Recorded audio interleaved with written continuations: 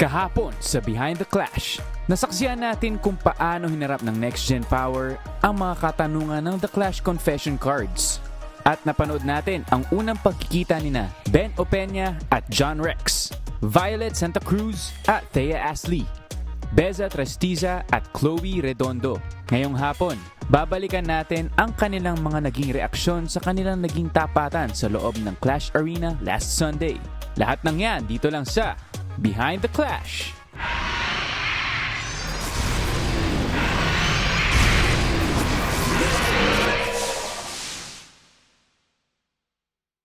Randomizer, let's go!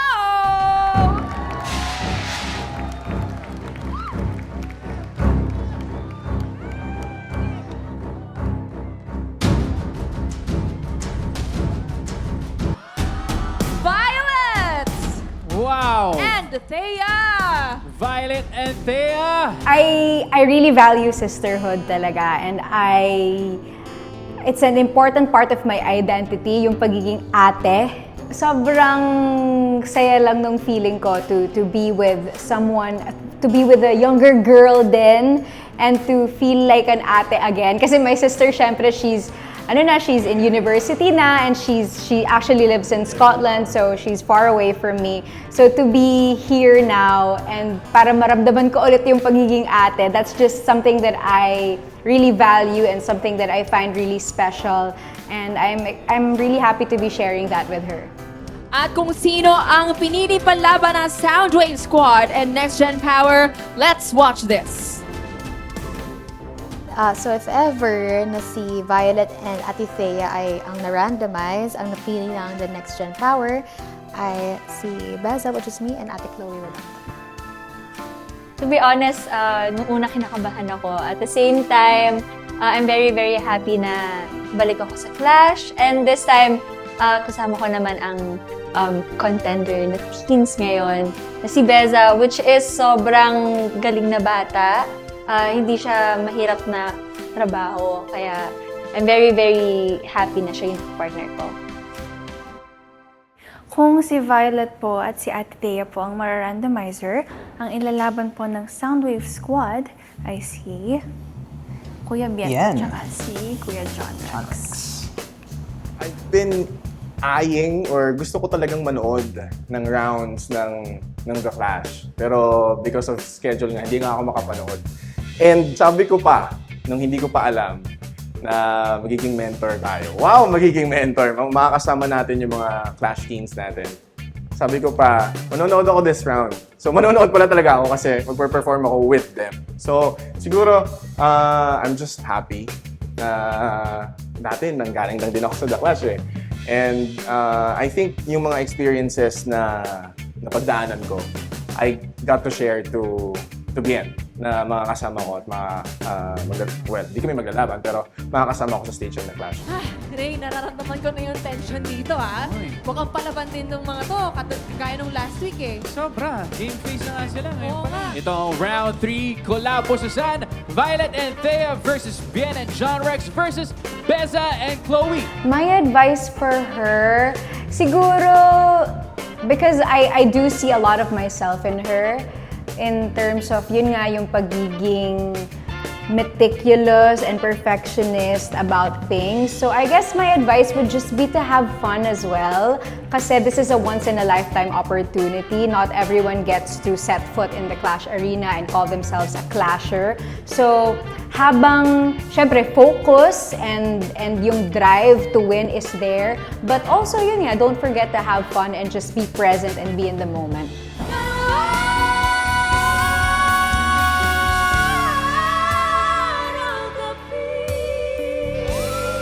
Talagang nakita ko na inalagaan mo si Violet. Nakita ko na Violet really trusted you as well. Na-push nyo rin ang isa't isa. Hindi lang alalay, pero na-push nyo ang isa't isa to be a better version of yourselves while doing your solos. Kitang-kita yung sisterhood nyo.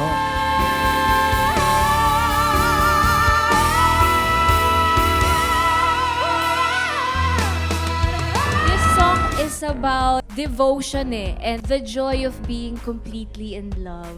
Naramdaman ko yun from you na talagang you really love singing and passion mo to.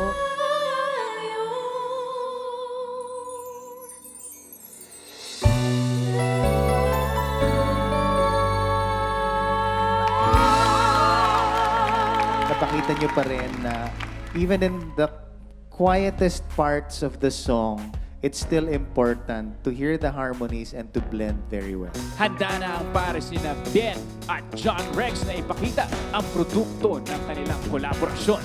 Let the Teen Clash begin! Siguro ang advice ko lang talaga. Sabi ko nga nung magkasama kami kanina, yung linis ng kanta, hindi niya dapat matatanggal yun sa lahat ng performances niya.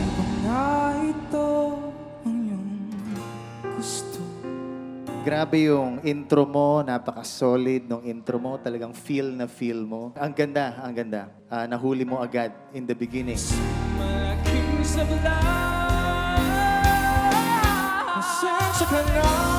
Yung gusto ko sa'yo, Bien, is yung pag-take mo ng risk sa every performance. Talagang pinapakita mo sa amin na nag-e-explore ka when it comes to singing. Even the connection sa audience, sobrang ganda. Take lang ng take ng risk.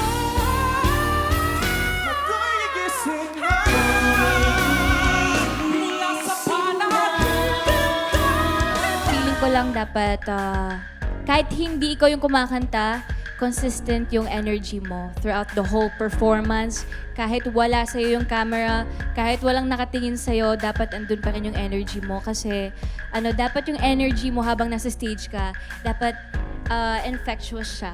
Nararamdaman siya ng lahat ng mga nanonood sa'yo. Kasi meron nakalatag na, well, guide lang naman for us, for Bien and me, na mga parts sa amin. Pero when I sang the song, yung part na yon, sabi ko parang mas maganda to for Bien. Kasi it will help Bien na ipakita pa yung kaya niyang gawin sa Clash Arena. So sabi ko, Bien, kunin mo tong part na to. Kasi dapat sa akin yun. So sabi ko, Bien, ikaw yung kumanta nito, kakantahin ko yung first part and then ikaw. Kasi I think I did that for Bien kasi feeling ko mas mapapakita niya yung kaya niya sa Clash Arena. And alam ko kasing kaya niya eh. Ang taas din ng range ni Bien. So, I'm pretty sure it will help him. And sana talaga matulungan siya ng na yun. And yung pag-i-insync namin kanina is just, sabi nga niya sa akin, thank you kuya, ang ganda. Sana it helps him. And I think naman masaya siya sa ko. Hindi ko nga alam eh. Nahihiya pa ako nung una na magsabi na baka gusto mong kunin to or kasi syempre baka meron na siyang plan for his song. Hindi naman niya alam na meron siyang kasama. Ngayon lang niya nalaman. And binigay ko talaga sa kanya kasi yun yung parang peak ng song. So, thanks, Bien. Beza and Chloe, let the Teen Clash begin! Itong piece na to, ang funny lang kasi, ito yung piece na during season ko kasi, yung second round, katandem ko si Naya.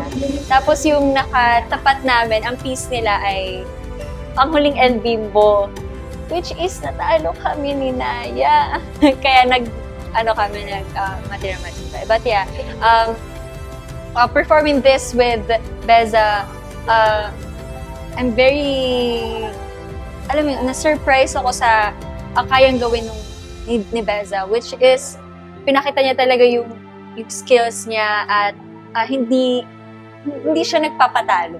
And yun yung gusto ko palaban. Ang sabi ko lang kay Beza, enjoy every moment. Huwag kang ma-pressure, huwag mong isipin na contest to. Just enjoy, give your all, and you got this.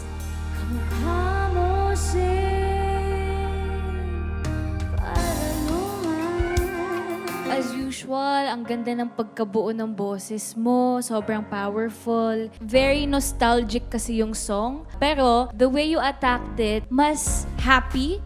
So, na-appreciate ko yun na may sarili kang artistic approach sa song, may sarili kang style na ginawa.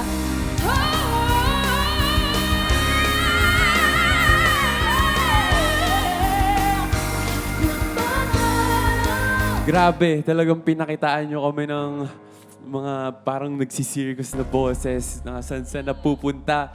And sobrang gagaling yung dalawa. Bagay din sa'yo, Beza, yung pop rock na song. And pwede mo talaga tong gamitin.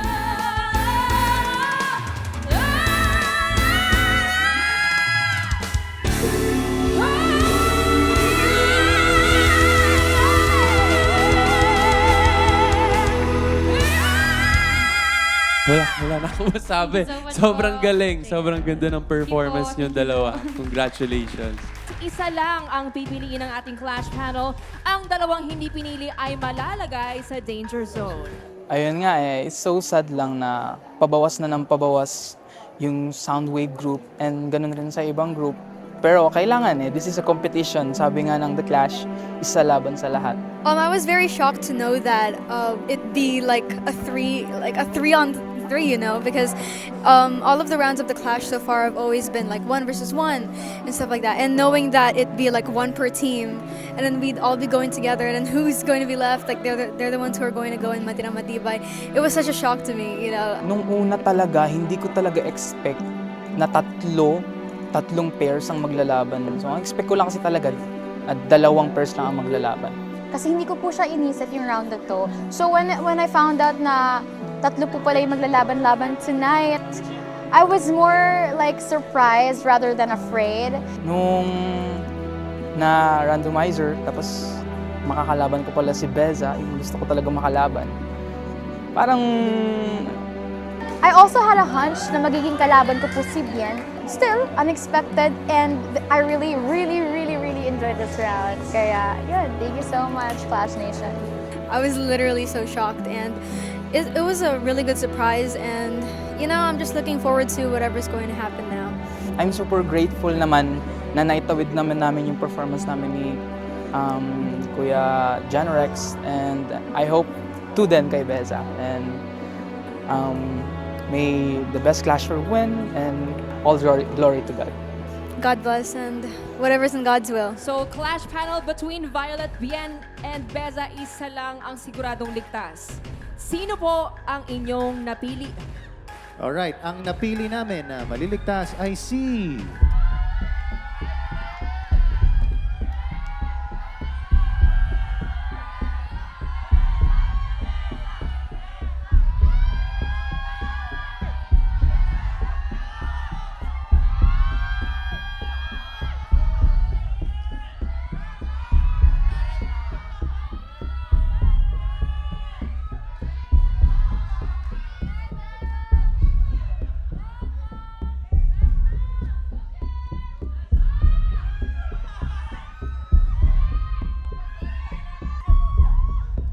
Beza. Congratulations, Beza! Kunin mo na ang pwesto mo sa top of the Clash! Okay, kayong dalawa ang maghaharap sa Matirang Matibay, and between the two of you, isa lang ang makakatabi sa next round. So, ibigay nyo na ang inyong best. Don't hold back. Risk it all. Sabi nga ni Bruno Mars, di ba? Huwag na natin patagalin pa. Ito ang Matirang Matibay. Violet versus Bien. Let the team clash! Begin!